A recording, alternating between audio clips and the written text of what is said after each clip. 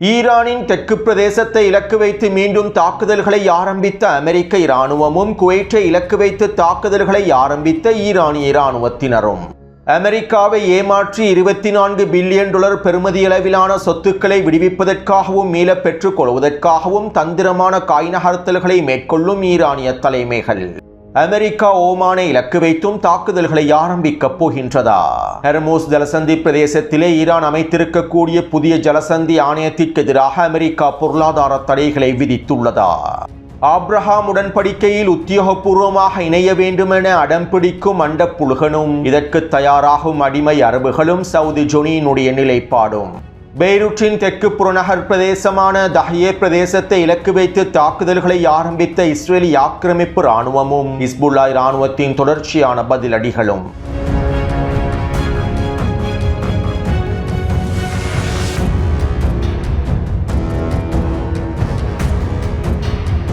காசாவிலே Israeli ஆக்கிரமிப்பு இராணுவம் தொடர்ச்சியான வீரியமான இனப்படுகொலை தாக்குதல்களை மேற்கொண்டு வருகின்றது.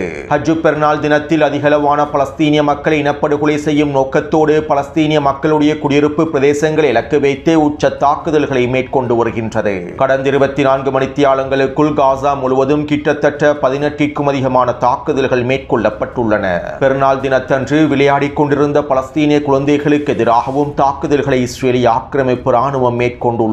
இந்த தாக்குதல்களிலே கிட்டத்தட்ட 12க்கும் அதிகமான பலஸ்தீனிய குழந்தைகள் இனப்படுகொலை செய்யப்பட்டுள்ளார்கள். அதே போன்று நேற்றிரவு கூடாரங்கள் மற்றும் இடிபாடுகளுக்கு மத்தியில் ஒன்றிணைந்திருக்கக்கூடிய பலஸ்தீனிய குடும்பங்களுக்கு எதிராகவும் இஸ்ரேலி ஆக்கிரமிப்பு கொடூர தாக்குதல்களை மேற்கொண்டிருந்தது.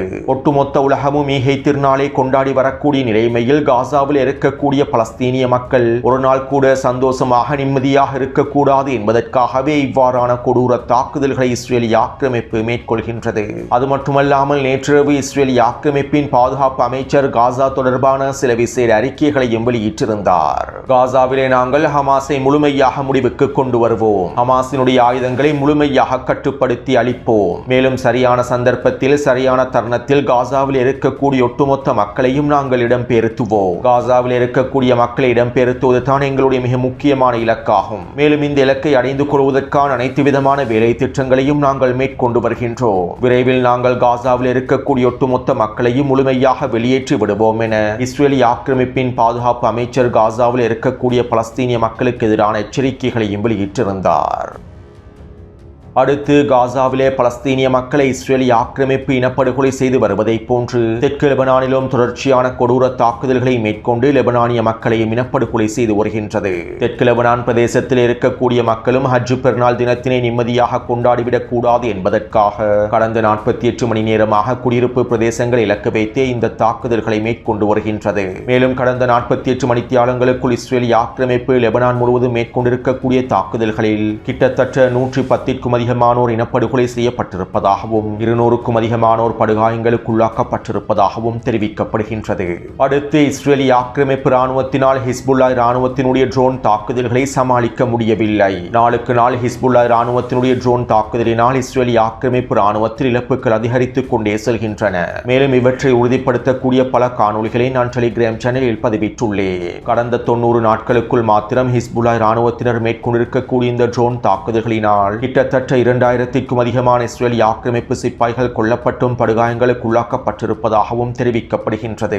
இருப்பினும் இஸ்ரேலி ஆக்கிரமிப்பு அதனுடைய இழப்புகளை தொடர்ச்சியாக மூடி மறைத்து வருகின்றது. இப்படியான நிலைமையில் ஹிஸ்புல்லா இராணுவத்தினுடைய இந்த ட்ரோன் தாக்குதல்களை தடுத்து நிறுத்துவதற்காகவும் ட்ரோன் தாக்குதல்களிலிருந்து இஸ்ரேலி இராணுவத்தினை பாதுகாப்பதற்காகவும் இவை தொடர்பான உதவிகளை பெற்றுக் கொள்வதற்காகவும் இஸ்ரேலி ஆக்கிரமிப்பு இராணுவ தலைமை அதிகாரியோடு இன்னும் சில பிரதிநிதிகள் அவசரமாக அமெரிக்காவுக்கு விஜயம் செய்ய இருப்பதாக தகவல்கள் வெளியாகியுள்ளன. ஏற்கனவே இஸ்ரேலி ஆக்கிரமிப்பின் மீனவ நிலத்திடர்களிலிருந்து அதிகளவான மீன் வலைகளை இஸ்ரேலி ஆக்கிரமிப்பு இராணுவம் பெற்றுக்கொண்டு இந்த மீன்பிடி வலைகள் மூலமாக மெர்காவா போர்த்தாங்கி வாகனங்களையும் ஏனைய ஜீப் வண்டிகளையும் மூடி மறைத்தார்கள். இவ்வாறு மீன்பிடி வலைகள் மூலமாக மெர்காவா போர்த்தாங்கி வாகனங்களையும் ஏனைய ஜீப் வண்டிகளையும் போர் வாகனங்களையும் மூடி மறைத்த சந்தர்ப்பத்தில் ஹிஸ்புல்லா இராணுவத்தினர் குறித்த போர் வாகனங்களுடைய எரிபொருள் தாங்கிகளை இலக்கு வைத்து தாக்குதல்களை மேற்கொண்டார்கள். இதனால் இந்த தாக்குதலிலே ஒவ்வொரு போர் வாகனங்கள் ஜீப் வண்டிகள் என்பன வெடித்து சிதறிய இருந்தன. இதனால் இஸ்ரேலிய ஆக்கிரமிப்பு ராணுவத்தினுடைய மீன்பிடி வலை திட்டங்கள் தோல்வியிலேயே முடிவடைந்துள்ளன. இப்படியான நிலைமையில் ஹிஸ்புல்லாவினுடைய இந்த ட்ரோன்களை சுட்டு வீழ்த்துவதற்காக சில விசேட உபகரணங்களை பெற்றுக்கொள்வதற்காகவும் உதவிகளை பெற்றுக்கொள்வதற்காகவும் உக்ரைனுக்கு வழங்கப்பட்டிருக்கக்கூடிய சில ட்ரோன் எதிர்ப்பு புள்ளிகளை மையங்களை பெற்றுக்கொள்வதற்காகவுமே இஸ்ரேலிய ஆக்கிரமிப்பு ராணுவ தலைமை அதிகாரி அவசரமாக அமெரிக்காவுக்கு விஜயம் செய்ய போவதாகவும் தெரிவிக்கப்படுகின்றது. அத்தோடு நேற்றிரவு இஸ்ரேலிய ஆக்கிரமிப்பு ராணுவம் லிச்சானி நதிக்கும் ஜஹ்ரானி நதிக்கும் இடைப்பட்ட பிரதேசத்தில் இருக்கக்கூடிய லெபனானிய மக்களையும் முழுமையாக வெளியேறுமாறு கட்டளையிட்டுள்ளது. மஞ்சள் எல்லை பிரதேசங்களை விரிவுபடுத்தி லிச்சானி நதி வரையில் இருக்கக்கூடிய பிரதேசங்களை முழுமையாக கைப்பற்றி ஜஹ்ரானி நதி வரை தாக்குதல்களை தரைவழி தாக்குதல்களை விரிவாக்குவதற்கான உத்தரவுகளை நெட்டன்யாஹூ பிறப்பித்துள்ளார். இதற்கமைவாகவே தற்போது இஸ்ரேலிய ஆக்கிரமிப்பு இந்த எச்சரிக்கைகளை வெளியிட்டுள்ளது. அது மட்டுமல்லாமல் இன்று காலையில் இஸ்ரேலிய ஆக்கிரமிப்பு பெய்ரூட்டின் தெற்கு புறநகர் பிரதேசமான பிரதேசத்தை இலக்கு வைத்து தாக்குதல்களை மேற்கொண்டுள்ளது. ஈரானுடனான பேச்சுவார்த்தைகள் நடைபெற்று வருவதனால் லெபனானினுடைய தலைநகரை இலக்கு வைத்து தாக்குதல்களை மேற்கொள்ள வேண்டாம் என டொனால்ட் ட்ரம்பினுடைய நிர்வாகம் நெட்டன்யாஹுவுக்கு அழுத்தங்களை வழங்கியிருந்தது. இதனை இஸ்ரேலிய ஆக்கிரமிப்பின் பாதுகாப்பு அமைச்சர் ஒப்புக்கொண்டிருந்தார். இப்படியான நிலைமையிலேயே இன்றைய தினம் பெய்ரூட்டின் தெற்கு புறநகர் பிரதேசமான தஹயே பிரதேசத்திலே ஒரு படுகொலை தாக்குதல் ஒன்றை மேற்கொண்டுள்ளது. ஹிஸ்புல்லா இராணுவத்தின் ஏவுகணை படைப்பிரிவினுடைய தலைமை தளபதியை படுகொலை செய்வதற்காகவே இந்த தாக்குதல் மேற்கொள்ளப்பட்டுள்ளது. இருப்பினும் குறித்த தாக்குதலிலே ஹிஸ்புல்லா இராணுவத்தினுடைய தலைமை தளபதி உயிர் தப்பிவிட்டதாகவும் இஸ்ரேலிய ஆக்கிரமிப்பின் படுகொலை தாக்குதலானது தோல்வியடைந்திருப்பதாகவும் தற்போது தகவல்கள் வெளியாகியுள்ளன.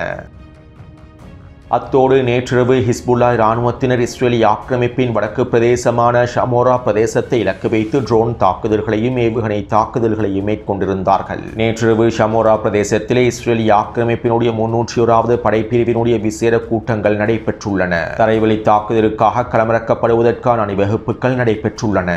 இந்த சந்தர்ப்பத்திலேயே குறித்த பிரதேசத்தில் நிலை கொண்டிருக்கக்கூடிய இஸ்ரேலிய ஆக்கிரமிப்பு சிப்பாய்களை இலக்கு வைத்து ஹிஸ்புல்லா இராணுவத்தினர் அதிரடியான ட்ரோன் தாக்குதல்களை மேற்கொண்டுள்ளார்கள். இதன்போது முதலாம் கட்ட ட்ரோன் தாக்குதலிலே கிட்டத்தட்ட 15க்கும் அதிகமான இஸ்ரேலிய ஆக்கிரமிப்பு சிப்பாய்கள் வசமாக சிக்கி கொல்லப்பட்டும் படுகாயங்களுக்கு உள்ளாக்கப்பட்டிருப்பதாகவும் லெபனானிய ஆதாரங்கள் தெரிவித்துள்ளன.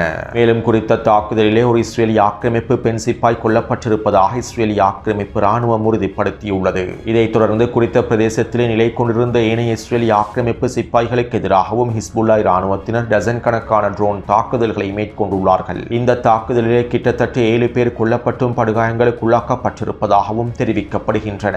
அதேபோன்று தெற்கு லெபனான் பிரதேசத்திலே ஹிஸ்புல்லா இராணுவத்தினர் நிலை கொண்டிருக்கக்கூடிய இஸ்ரேலிய ஆக்கிரமிப்பு சிப்பாய்களுக்கு எதிராகவும் கவச படைப்பிரிவுகளுக்கு எதிராகவும் வீரியமான தாக்குதல்களை மேற்கொண்டு வருகின்றார்கள். இதற்கமைவாக கடந்த 24 மணித்தியாலங்களுக்குள் ஹிஸ்புல்லா இராணுவத்தினர் 19 தாக்குதல்களை மேற்கொண்டுள்ளார்கள். இந்த தாக்குதல்களிலே 4 மெர்காவா பொருத்தாங்கி வாகனங்களும் 2 புல்டோசர் வண்டிகளும் 5 ஜீப் வண்டிகளும் இலக்கு வைக்கப்பட்டுள்ளன. தெற்கு லெபனானினுடைய மஞ்சள் எல்லை பிரதேசத்திற்குள்ளே நிலை கொண்டிருக்கக்கூடிய இஸ்ரேலிய ஆக்கிரமிப்பு சிப்பாய்களுக்கு எதிராகவே இந்த தாக்குதல்கள் மேற்கொள்ளப்பட்டுள்ளன. மேலும் இந்த தாக்குதல்களிலே குறைந்தது 20க்கும் அதிகமான சிப்பாய்கள் கொல்லப்பட்டும் படுகாயங்களுக்கு உள்ளாக்கப்பட்டிருக்கலாம் என்றும் தெரிவிக்கப்படுகின்றது. அடுத்து அடிமை சவுதி அரேபியாவிலே சிவில் அணுசக்தி தளம் ஒன்றை அமைப்பதற்கான அனுமதியை டொனால்ட் ட்ரம்பினுடைய நிர்வாகம் வழங்கியுள்ளது. கடந்த 3 மாதங்களுக்கு முன்பு காங்கிரஸ் சபையிலே இதற்கான முன்மொழிவுகள் முன்வைக்கப்பட்டிருந்தன.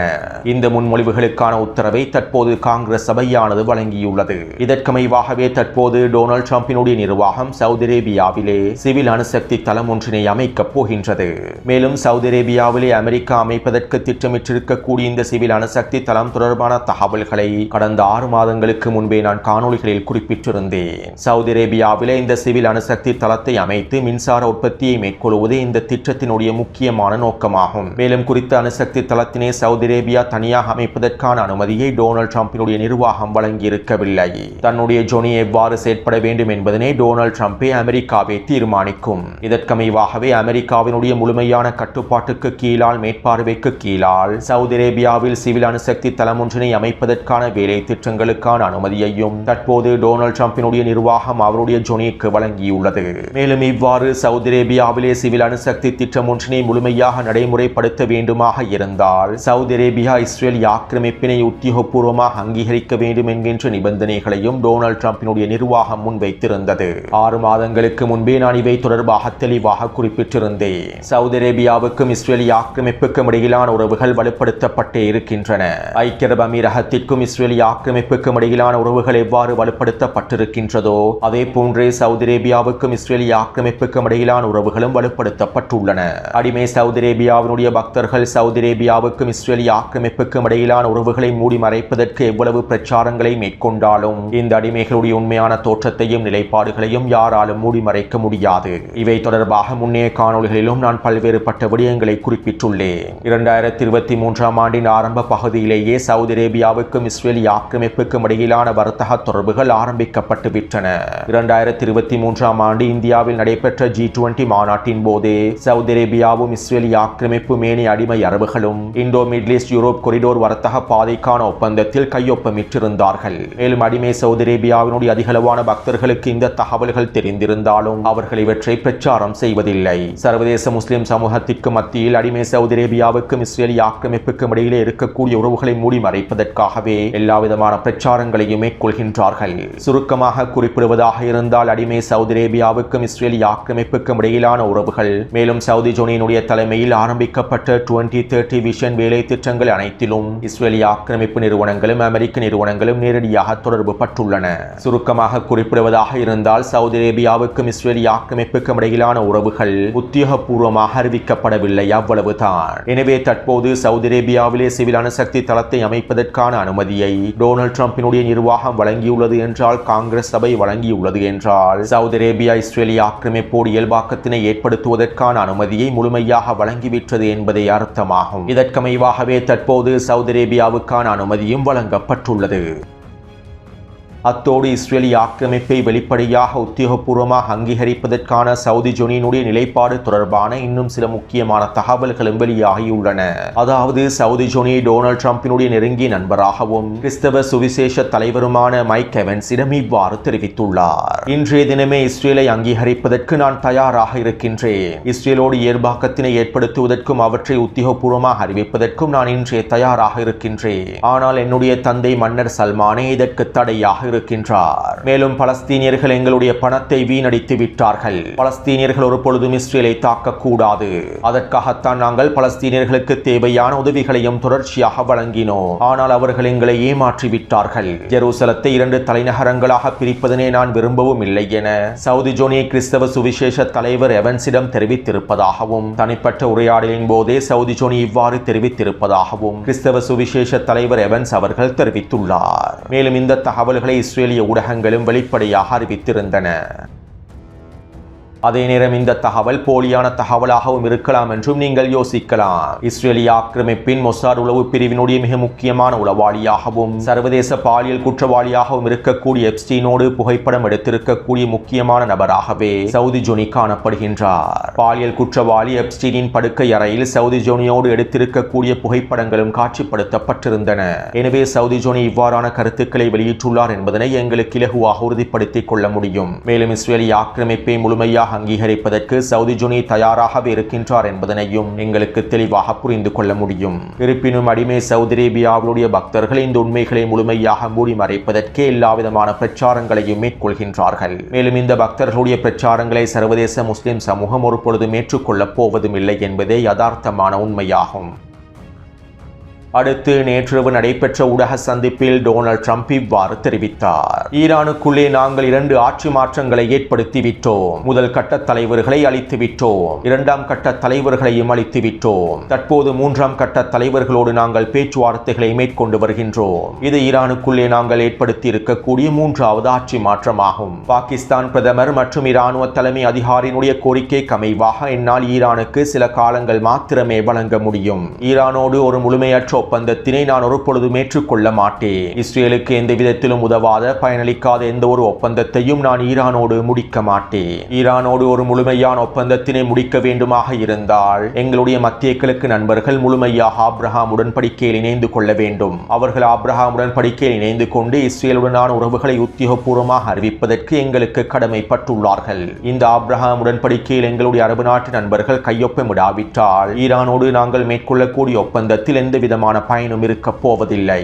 இதனால் அனைவரும் ஆப்ரஹாம் உடன்படிக்கையில் கையொப்பமிட வேண்டும். மத்திய கிழக்கு பிராந்தியத்திலே இஸ்ரேலோடு உறவுகளை இயல்பாக்க வேண்டும். அதே போன்று ஹெர்முஸ் ஜலசந்தி பிரதேசம் என்பது சர்வதேச பாதையாகும். இது ஒரு சர்வதேச கடல் பகுதி அனைவரும் பயன்படுத்துவதற்காக திறந்திருக்க வேண்டும். மேலும் நாங்கள் ஹெர்முஸ் ஜலசந்தி பிரதேசத்தினை தொடர்ச்சியாக கண்காணிப்போம். ஹெர்முஸ் ஜலசந்தி பிரதேசத்தினை யாராலும் கட்டுப்படுத்த முடியாது. நாங்கள் கட்டுப்படுத்தவும் விட மாட்டோம். ஓமான் நாடும் மற்றவர்களை போன்று நடந்து கொள்ள வேண்டும். இல்லாவிட்டால் நான் ஓமானுக்கு எதிராகவும் உச்ச தாக்குதல்களை மேற்கொள்வேன். ஓமானையும் தரைமட்டமாக்கி விடுவேன். ஹெர்முஸ் ஜலசந்தி பிரதேசத்திலே ஈரானோடு ஓமானும் ஒன்றிணைந்து இந்த வேலை திட்டங்களை மேற்கொள்வதனை நிறுத்திவிட வேண்டும். இல்லாவிட்டால் ஓமானையும் அழித்து விடுவேன். ஈரானுக்கு நாங்கள் எந்தவிதமான பணத்தையும் வழங்கப் போவதில்லை. ஒபாமா செய்த பிழையை நான் செய்ய போவதில்லை. ஈரான் அவசரமாக ஒப்பந்தத்தை முடிக்க வேண்டும். இல்லாவிட்டால் நாங்கள் வேறு வழியில் ஈரானை முழுமையாக முடித்து விடுவோம். எங்களுடைய வேலையை முடிப்பதற்கு நாங்கள் தயாராகவே இருக்கின்றோம். இதனால் அவசரமாக நிலைமைகள் அனைத்தும் முழுமையாக முடிக்கப்பட வேண்டும். சவுதி அரேபியா, கத்தார், பாகிஸ்தான் மற்றும் ஏனைய அரபு நாடுகள் அவசரமாக ஆப்ரஹாம் உடன்படிக்கையில் இணைந்து கொள்ள வேண்டும். இதற்கான வேலை திட்டங்கள் விரைவாக நடைபெற வேண்டும் என டொனால்ட் ட்ரம்ப் ஊடக சந்திப்பிலே தெரிவித்துள்ளார். எனவே சுருக்கமாக குறிப்பிடுவதாக இருந்தால் ஈரானோடு ஒப்பந்தம் மேற்கொள்ளப்பட வேண்டுமாக இருந்தால் சவுதி அரேபியாவும் ஏனைய அடிமை அரபுகளும் இஸ்ரேலி ஆக்கிரமிப்போடு இயல்பாக்கத்தினை உத்தியோகபூர்வமாக அறிவிக்க வேண்டும். இவ்வளவு நாளாக மறைமுகமாக நடைபெற்று வந்த உறவுகளை தற்போது உத்தியோகபூர்வமாக அறிவிக்க வேண்டும். இதற்காக ஆப்ரஹாம் உடன்படிக்கையில் வெளிப்படையாக கையொப்பமிட வேண்டும். மேலும் இவ்வாறு அடிமை அரபுகள் ஆப்ரஹாம் உடன்படிக்கையில் இணைந்து கொள்ளாமல் ஈரானோடு ஒரு ஒப்பந்தத்தினை முடிப்பதற்கு டொனால்ட் ட்ரம்ப் விரும்பவில்லை. மேலும் ஹெர்முஸ் ஜலசந்தி பிரதேசத்தினை சர்வதேச நீர் போக்குவரத்து பாதையாக டொனால்ட் ட்ரம்ப் தெரிவிக்கின்றார். ஆனால் உண்மையில் ஹெர்முஸ் ஜலசந்தி பிரதேசம் என்பது ஓமான் மற்றும் ஈரானுக்கு சொந்தமான கடல் பிரதேசமாகும். இதனை உறுதிப்படுத்துவதற்கான ஆவணங்கள் ஈரான் மற்றும் ஓமானிடம் இருக்கின்றன. அது மட்டுமல்லாமல் ஈரான் உருவாக்கி இருக்கக்கூடிய பாரசீக வளைகுடா ஜலசந்தி ஆணையத்திற்கு எதிராகவும் தற்போது டொனால்ட் ட்ரம்பினுடைய நிர்வாகம் உச்ச பொருளாதார தடைகளை விதித்துள்ளது. ஓமானும் ஈரானும் ஒன்றிணைந்து குறித்த ஆணையத்தின் மூலமாக சுங்க கட்டணங்களை அறவிடப்படுவதனை முழுமையாக நிறுத்த வேண்டும் என்றும் ஈரானிய ஜலசந்தி ஆணையத்தோடு தொடர்பு பற்றிருக்கக்கூடிய கப்பல் நிறுவனங்களுக்கு எதிராகவும் நாங்கள் பொருளாதார தடைகளை விதிப்போம் என்றும் அமெரிக்க கருவூலத்துறையானது மிரட்டல்களை வெளியிட்டுள்ளது. இப்படியான நிலைமையில் ஈரானிய தலைமைகள் அமெரிக்காவை ஏமாற்றுவதற்கான சில தந்திரமான காய் நகர்த்தல்களையும் மேற்கொண்டு வருகின்றார்கள். அதாவது ஈரானுக்கும் அமெரிக்காவுக்கும் இடையிலே புரிந்துணர்வு ஒப்பந்தம் ஏற்படுத்தப்பட்டாலும் குறித்த ஒப்பந்தத்தில் கையொப்பமிட்டாலும் அமெரிக்கா ஈரானுக்கு எதிரான தாக்குதல்களை மேற்கொள்ளும் என்பது ஈரானிய தலைவர்களுக்கு நன்றாகவே தெரியும். இருப்பினும் இந்த சந்தர்ப்பத்தினை பயன்படுத்தி ஒப்பந்தத்தினை கைச்சாத்திடுவதற்கு முன்பே முடக்கப்பட்டிருக்கக்கூடிய ஈரானுக்கு சொந்தமான $24 பில்லியன் முழுமையாக பெற்றுக் கொண்டால் அவற்றை பயன்படுத்தி அடுத்த கட்ட ஆயுத உற்பத்திகளை மேற்கொள்ள முடியும் என்பதே ஈரானிய தலைவர்களுடைய திட்டமாகும். இதற்கமைவாகவே தற்போது ஈரானிய தலைமைகள் ஒப்பந்தம் நடைமுறைப்படுத்தப்படுவதற்கு முன்பே ஒப்பந்தத்தில் கையொப்பமிடுவதற்கு முன்பே ஈரானுக்கு சொந்தமான முடக்கப்பட்டிருக்கக்கூடிய $24 பில்லியன் விடுவிப்பதற்காகவும் பெற்றுக் கொள்வதற்காகவும் எல்லாவிதமான முயற்சிகளையும் மேற்கொண்டு வருகின்றார்கள். இதற்காக கத்தாரி அடிமைகளையும் ஈரானிய தலைமைகள் தந்திரமாக பயன்படுத்தி வருகின்றார்கள். அடுத்து நேற்றிரவு அமெரிக்காவினுடைய கடற்படையினர் ஹெர்முஸ் ஜலசந்தி பிரதேசம் வழியாக அமெரிக்காவுக்கு சொந்தமான அமெரிக்க நிறுவனத்திற்கு சொந்தமான மிகப்பெரிய எண்ணெய் கப்பல் ஒன்றினை ரகசியமாக மீட்டெடுப்பதற்கு முயற்சி செய்துள்ளார்கள். அமெரிக்காவின் குறித்த மிகப்பெரிய எண்ணெய் கப்பலானது அதனுடைய ராடர் கருவிகளை முழுமையாக அணைத்துவிட்டு ஹெர்முஸ் ஜலசந்தி பிரதேசம் வழியாக பயணிப்பதற்கு முயற்சி செய்துள்ளது. ஓமான் வளைகுடா பிரதேசத்தில் நிலை கொண்டிருக்கக்கூடிய அமெரிக்க போர்க்கப்பல்களும் இதற்கு முழுமையான ஆதரவை வழங்கியுள்ளார்கள். அமெரிக்காவின் விமானப்படையும் முழுமையான ஆதரவை வழங்கியுள்ளது. இருப்பினும் குறித்த எண்ணெய் கப்பலானது ஹெர்முஸ் ஜலசந்தி பிரதேசத்தினை கடக்கும் போது ஈரானிய கடற்படையினால் கண்காணிக்கப்பட்டது. இதைத் தொடர்ந்து ஈரானிய கடற்படை வேகப்படகுகள் அதிரடியாக களமிறக்கப்பட்டு குறித்த எண்ணெய் கப்பலுக்கு எதிரான தாக்குதல்கள் மேற்கொள்ளப்பட்டன. இதைத் தொடர்ந்து குறித்த எண்ணெய் கப்பலிலே சில சேதங்கள் ஏற்பட்டிருந்ததாகவும் மேலும் குறித்த எண்ணெய் கப்பலானது ஹெர்முஸ் ஜலசந்தியிலிருந்து முழுமையாக பின்வாங்கி விட்டதாகவும் தெரிவிக்கப்பட்டது. இவ்வாறு ஈரானிய கடற்படையினர் அமெரிக்காவின் எண்ணெய் கப்பல் இலக்கு வைத்து தாக்குதல்களை மேற்கொண்டதைத் தொடர்ந்து அமெரிக்க விமானப்படையானது ஈரானினுடைய பந்தர் அப்பாஸ் துறைமுகத்திற்கு அருகாமையில் இருக்கக்கூடிய விமான நிலையத்தினை இலக்கு வைத்தும் அதற்கு அருகாமையில் இருக்கக்கூடிய இராணுவ தளங்களை இலக்கு வைத்தும் தாக்குதல்களை மேற்கொண்டிருந்தது. கிட்டத்தட்ட 3 தாக்குதல்கள் மேற்கொள்ளப்பட்டிருந்ததாக தெரிவிக்கப்படுகின்றது. மேலும் இந்த தாக்குதலிலே 2 தாக்குதல்களை ஈரானிய வான் பாதுகாப்பு படைப்பிரிவினர் சுட்டு வீழ்த்தியதாகவும் தெரிவிக்கப்படுகின்றது. பந்தர் அப்பாஸினுடைய விமான நிலையத்திற்கு அருகாமையில் மாத்திரமே சிறிய வெடிப்பு ஒன்றும் பதிவாகியுள்ளது. இந்த வெடிப்பினால் எந்த விதமான உயிரிழப்புகளும் சேதங்களும் ஏற்படுத்தப்படவில்லை என ஈரானிய ஊடகங்கள் உறுதிப்படுத்தியுள்ளன. அத்தோடு அமெரிக்காவினுடைய இந்த தாக்குதலை தொடர்ந்து ஹெர்முஸ் ஜலசந்தி பிரதேசம் வழியாக இன்னும் 4 அமெரிக்க கப்பல்கள் கடப்பதற்கு முயற்சி செய்தன. இந்த சந்தர்ப்பத்திலே ஈரானுடைய வேகப்படைகள் அதிரடியாக களமிறக்கப்பட்டு குறித்த 4 கப்பல்களுக்கு எதிராகவும் தாக்குதல்கள் மேற்கொள்ளப்பட்டன. இந்த தாக்குதலை தொடர்ந்து குறித்த கப்பல்கள் முழுமையாக பின்வாங்கிவிட்டன. இதைத் தொடர்ந்து அமெரிக்காவினுடைய தாக்குதல்களுக்கு பதிலடி வழங்கும் முகமாக இன்று அதிகாலையிலேயே ஈரானிய இராணுவத்தினர் குவைற்றில் இருக்கக்கூடிய அமெரிக்க இராணுவ தளத்தை இலக்கு வைத்து ஏவுகணை தாக்குதலை ஆரம்பித்தார்கள். குறித்த ஏவுகணை தாக்குதலை நாங்கள் சுட்டு வீழ்த்திவிட்டோம் என குவைற்றினுடைய பாதுகாப்பு படைப்பிரிவினர் அறிவித்தாலும் அல் சலீம் அமெரிக்க விமான கட்டளை தளத்தில் சிறிய வெடிப்பொன்று பதிவாக இருப்பதாகவும் தெரிவிக்கப்படுகின்றது. மேலும் இந்த தாக்குதல்களை தொடர்ந்து ஓமான் வளைகுடா பிரதேசத்தில் நிலை கொண்டிருக்கக்கூடிய அமெரிக்க போர்க்கப்பல்களுக்கு எதிராகவும் ஈரானிய கடற்படையினர் அதிரடியான குரூஸ் ஏவுகணை தாக்குதல்களையும் ட்ரோன் தாக்குதல்களையும் மேற்கொண்டிருந்தார்கள். இதேபோன்று கிட்டத்தட்ட 2 மணித்தியாலங்களுக்கு மேலாக ஈரானிய கடற்படையினருக்கும் அமெரிக்க கடற்படையினருக்கும் இடையிலே மோதல்கள் இடம்பெற்றிருந்ததாகவும் தெரிவிக்கப்படுகின்றது. இந்த தாக்குதல்களை தொடர்ந்து ஈரானின் காத்தமல் அன்பியா தலைமையகம் அதிரடியான எச்சரிக்கைகளை வெளியிட்டது. எந்த ஒரு தாக்குதலுக்கும் நாங்கள் பதிலடிகளை வழங்காமல் இருக்கப் போவதில்லை.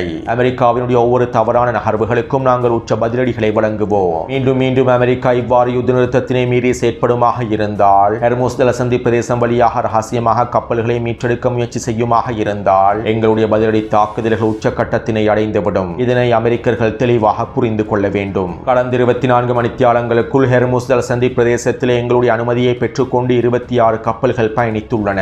மேலும் எங்களுடைய அனுமதியை பெற்றுக்கொள்ளாமல் எந்த ஒரு கப்பலும் பயணிக்க முடியாது. ஹெர்முஸ் ஜலசந்தி பிரதேசத்தை கடக்க முடியாது. அமெரிக்க கடற்படையினர் மீண்டும் இவ்வாறான முயற்சிகளை மேற்கொண்டால் அமெரிக்காவுக்கு சொந்தமான பல எண்ணெய் கப்பல்கள் தீப்பற்றி எரியும். இதனால் ஹெர்முஸ் ஜலசந்தி பிரதேசத்தினுடைய நிலைமைகளை அனைவரும் தெளிவாக புரிந்து கொள்ள வேண்டும் என ஈரானிய காத்தமல் அன்பியா தலைமையகத்தினுடைய ஊடக பேச்சாளர் தெரிவித்திருந்தார். எனவே அமெரிக்காவுக்கும் ஈரானுக்கும் இடையிலான மோதல்கள் படிப்படியாக அதிகரித்து வருகின்றன. ஈரானுக்கு எதிரான உச்சக்கட்ட தாக்குதல்களை ஆரம்பிப்பதற்கு முன்பே அமெரிக்கா இவ்வாறு ஈரானை சீண்டி பார்க்கின்றது. ஈரான் எவ்வளவு தயார் நிலையில் இருக்கின்றது என்பதனை சோதிப்பதற்காகவே அமெரிக்கா இவ்வாறு யுத்த நிறுத்த மீறல்களை மேற்கொள்கின்றது. மேலும் ஈரான் முழுமையாக தயாராக இருப்பது அமெரிக்காவுக்கு மிகப்பெரிய சவாலாகவும் மாறியுள்ளது. எனவே இந்த காணொளி தொடர்பான கருத்துக்களை பதிவிடுங்கள். தொடர்ந்தும் என்னுடன் இணைந்திருங்கள். நன்றி, வணக்கம்.